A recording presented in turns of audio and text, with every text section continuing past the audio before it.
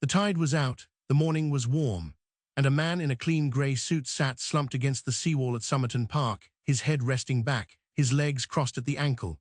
He looked asleep. He wasn't. There was no blood, no wound, no struggle. An unlit cigarette had fallen from his lips and rested on his collar as though death had interrupted him mid-breath. His pockets held bus tickets, a comb, chewing gum, but no wallet, no name, no identity at all. And every single label had been cut from his clothes. It was the 1st of December 1948, Adelaide, South Australia. The summer heat had barely settled when a couple walking along the sand near Somerton Park noticed a man propped against the seawall. They assumed he was drunk or sleeping. They walked on. The next morning he was still there, same position, same suit, same stillness. The police were called, and what they found made no sense. The man was well built, around 40. Clean-shaven with neat, slightly greying hair. His shoes were polished to a shine strange for someone who'd apparently spent a night on a beach. He carried no wallet, no passport, no driver's license, nothing that could tell anyone who he was. And then the detectives noticed something colder. The labels on his clothing, the little tags sewn into the collar, the trousers, the jacket, had all been deliberately removed, cut away, erased. Someone had gone to extraordinary lengths to make sure this man could not be identified. An autopsy followed. His organs were congested. His spleen was abnormally enlarged. The pathologist was certain he'd been poisoned. But here was the problem. No poison could be found, not arsenic, not cyanide, nothing the science of 1948 could detect. The coroner would later write that the cause of death was unknown and that whatever killed him may have left the body without a trace. A healthy man. A peaceful pose, a poison that didn't exist, and not a single soul who knew his name. The police did what police do. They photographed him, they fingerprinted him, they distributed his description across Australia and eventually around the world. And the responses came pouring in. Dozens of people thought they recognized him, a missing relative, a vanished friend, a face from a memory. One by one, they were brought in to view the body. One by one, they shook their heads. It wasn't him. To preserve his features before burial, investigators made a plaster cast of his face, a death mask. A pale, eerie sculpture of a man with closed eyes and a calm expression, frozen forever in a moment no one could explain. That mask would become one of the most famous objects in Australian criminal history. It still exists today, and here's the detail that stays with you. His fingerprints were sent to every major nation that kept criminal records, Britain, the United States, and beyond. Not one country had a match. This man, with his expensive shoes and his deliberately erased clothing, had simply never existed in any record anywhere on Earth. He had no past that anyone could find. The newspapers were obsessed. The public was gripped. And still, month after month, the body lay unclaimed in a morgue. Eventually he was embalmed, an unusual step, and buried in a sealed grave so that he might one day be exhumed if answers ever came. They engraved no name on the headstone. Because there was no name to engrave, here is where the case stops being strange and becomes something else entirely. Months passed, the investigation stalled, and then someone took another, closer look at the dead man's trousers. Sewn into the waistband was a tiny, secret fob pocket, the kind you might keep a watch in, easy to miss. Most people did. But inside it, tightly rolled, was a small scrap of paper. The detectives unrolled it carefully. On it were printed 2 words in an elegant typeface. Tamam shud. It's a Persian phrase, and when it was translated, the words sent a chill through everyone on the case. It means it is finished, or it is over. The phrase comes from the final page of a famous book of poetry, the Rubaiyat of Omar Khayyam, an ancient Persian collection meditating on mortality, fate, and the fleeting nature of life. Someone had torn these exact words from the final page of the final poem and hidden them on a dead man's body. A message, a signature, a final, deliberate statement. No one knew, but the implications were staggering. This wasn't a random death. Someone had curated this scene.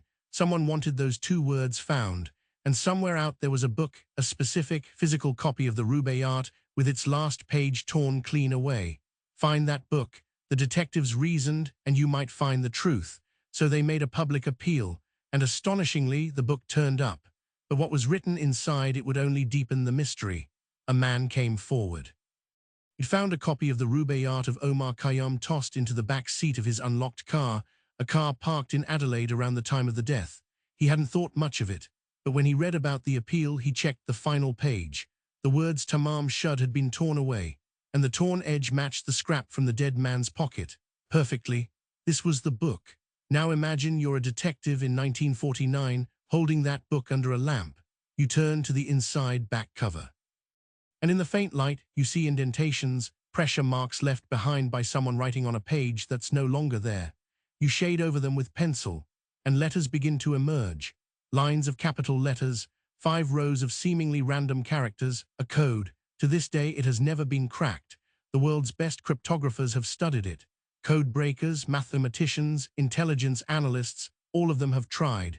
None have produced a solution that satisfies the authorities. Some believe it's a one-time cipher, the kind used by spies. Others think it's the first letters of a coded poem. Some say it's gibberish, the meaningless scrawl of a troubled mind. But there was more on that cover, a local telephone number, and the number led to a young nurse who lived just a short walk from the very beach where the body was found. When police came to her door, her reaction told them she knew something. She just refused to say what. The young woman's phone number was pressed into the back of that book. So detectives went to speak with her. They showed her the plaster cast of the dead man's face. And according to those present, she reacted strongly, appearing taken aback, as though she might be on the verge of fainting. Then she composed herself, and she said she did not recognize him, yet she admitted something curious. Years earlier, she had owned a copy of the very same book, The Rubaiyat of Omar Khayyam, and she said she had given it to a man she once knew, an army officer during the Second World War. Was that the connection? Was the dead man searching for her? Was he carrying a message meant for her eyes alone? She never said. Throughout her life, she declined to discuss the case in any meaningful way. She took whatever she knew to her grave. And this is the thread that pulled the case into Cold War territory. The year was 1948. Tensions between East and West were rising. The mention of a secret code, a poisoned man with no identity, every label cut from his clothes, a phrase meaning, "It is finished." To many, it didn't read like a suicide. It read like an execution, a spy perhaps silenced, a defector eliminated, a man who knew too much removed without a trace. For decades, that theory hung over the case like fog over the Somerton sand, compelling, unprovable, and impossible to let go of. Years became decades. The 1950s passed. The 1960s, the detectives who'd first stood over the body grew old and died. The nurse died. The witnesses died. And still, the grave in Adelaide held a man with no name. But the case refused to fade. It became, as investigators called it from the very beginning, one of Australia's most profound mysteries. It drew amateur sleuths, journalists, university researchers, and obsessives from around the world. Theories multiplied. Some claimed the man was a jilted lover who'd taken his own life within sight of the woman who'd rejected him. Others insisted he was a spy poisoned by a foreign agent. Some pointed to the rare, undetectable nature of the suspected poison, a substance that breaks down in the body and vanishes, as proof of professional involvement. The torn poem about death, the hidden pocket, the uncracked code, the labels cut away. Each detail was a locked door, and behind every door was another locked door. People devoted years of their lives to him. One researcher in particular, Derek Abbott, a professor at the University of Adelaide, became consumed by the case.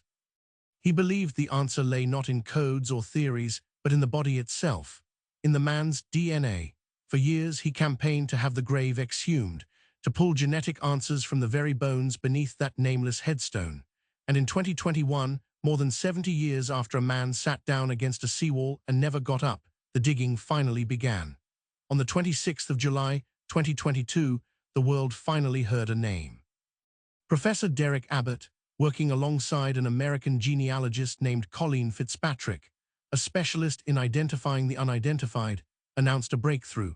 Using genetic genealogy, the same technique that has cracked notorious cold cases across the globe, they extracted DNA from strands of the Somerton man's hair that had been preserved, remarkably, in the original plaster death mask all those years ago. They built a family tree. They traced branches across generations. And they arrived at a man. His name, they said, was Carl Webb, Charles to some, an electrical engineer and instrument maker born in 1905. A man who, like the Somerton man, seemed to vanish from the records of his own life. After more than 7 decades, the faceless man on the beach finally had a possible identity. The Guardian called it the solving of Australia's coldest case. But in this matters, South Australia Police and Forensic Science, South Australia have not officially confirmed the result. They've said they were hopeful of verifying it. Hopeful, not certain. And even if the name is real, the deeper questions remain wide open. Why was every label cut from his clothes? Who wrote the uncracked code? What was his connection to the nurse who fainted at his face? Why did he die with a poem about death rolled into a secret pocket? We may now know his name. We still don't know his story. And we may never know what was finished, only that for someone, it was over. A name doesn't always bring peace. It can raise more questions than it answers. Carl Webb, if that's truly who sat against the seawall, carried his secrets into the earth and held them there for 73 years. The code remains unbroken. The poison unidentified. The truth just out of reach. So we ask you, what do you believe really happened on that beach? Tell us in the comments. And subscribe to the Obscura Files, because some files are never truly closed.